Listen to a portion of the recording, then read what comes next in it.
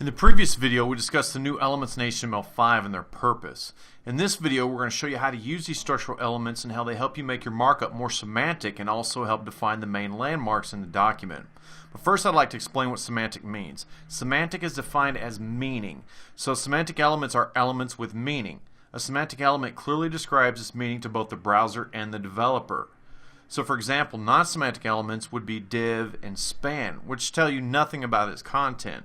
Examples of semantic elements such as form, table, and image clearly define its content. And as mentioned in the introduction video, semantic elements are supported by all major browsers. Let's take a look at the difference in the basic markup between HTML4 and HTML5, starting with the doc type declaration.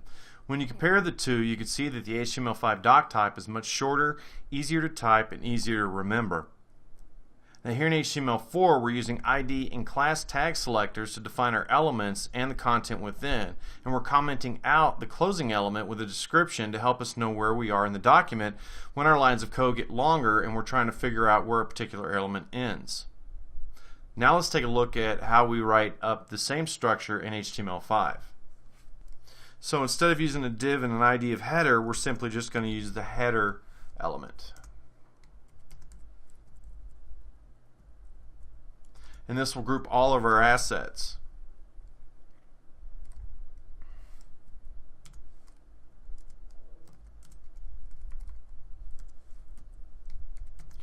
So we'll put our company logo in here.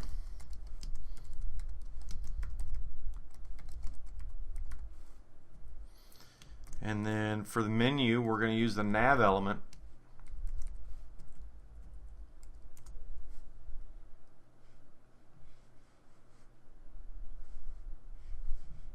I'm going to go ahead and grab this.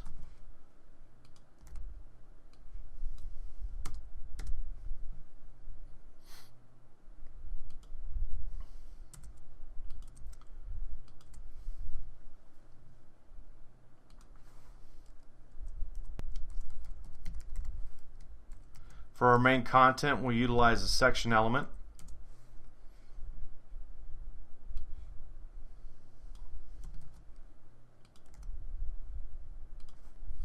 And last but not least, our footer element.